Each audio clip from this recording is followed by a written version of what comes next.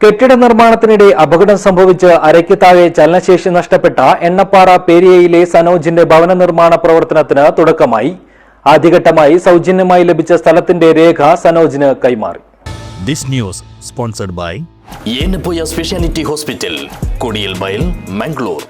9 വർഷങ്ങൾക്ക് മുൻപ് ജോലിക്കിടയിൽ കെട്ടിടത്തിന്റെ മുകളിൽ നിന്നും അബദ്ധത്തിൽ താഴെ വീണാണ് സനോജിന് അരയ്ക്ക് താഴെ ചലനശേഷി നഷ്ടപ്പെട്ടത്. നാട്ടുകാരുടെ പ്രിയപ്പെട്ട കൂട്ടുകാരനായ സനോജിന്റെ വീടെന്ന സ്വപ്നം സാക്ഷാത്കരിക്കുന്നതിന് ജനകീയ കൂട്ടായ്മയും രൂപീകരിച്ചിരുന്നു. ഈ കൂട്ടായ്മയുടെ നേതൃത്വത്തിലാണ് സ്നേഹഭവനത്തിന്റെ നിർമ്മാണ പ്രവർത്തനങ്ങൾക്ക് ഇപ്പോൾ തുടക്കം കുറിച്ചത്. അപകടം സംഭവിച്ചത് മുതൽ സനോജിന്റെ ഒപ്പമുണ്ടായിരുന്ന പ്രിയപ്പെട്ടവർ തന്നെയാണ് പ്രവർത്തനങ്ങൾക്ക് മുന്നിട്ടിറങ്ങിയതും. ആദ്യഘട്ടമായി സനോജിന് സൗജന്യമായി ലഭിച്ച സ്ഥലത്തിന്റെ രേഖയുടെ കൈമാറ്റം നടന്നു.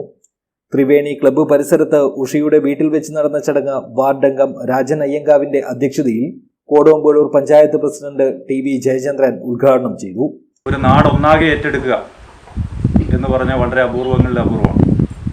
നമ്മുടെ സമൂഹത്തിനകത്ത് നേരത്തെ രാജമെമ്പർ പറഞ്ഞതുപോലെ ഇന്ന് പലതരത്തിലുള്ള ലാഭേച്ഛയോടെയുള്ള ഇടപെടൽ നടക്കുമ്പോഴും ഒരു വ്യക്തിക്ക് വേണ്ടി അല്ലെങ്കിൽ ഒരു കുടുംബത്തിന് വേണ്ടി അല്ലെങ്കിൽ ഒരു സമൂഹത്തിൻ്റെ താങ്ങും തണലും ആവശ്യപ്പെടുന്ന ഒരാൾക്ക് വേണ്ടി ഒരു സമൂഹമാകെ ഒന്നിച്ചു നിൽക്കുക എന്നുള്ളത് ഏറെ സന്തോഷം. അതും നമ്മുടെ കോടമ്പളൂർ പഞ്ചായത്തിനകത്ത് പേരിയ പോലുള്ളൊരു സ്ഥലം. വീട് നിർമ്മാണ കമ്മിറ്റി രക്ഷാധികാരി യു നാരായണൻ നായർ സ്ഥലത്തിന്റെ രേഖ സനോജിന് കൈമാറി.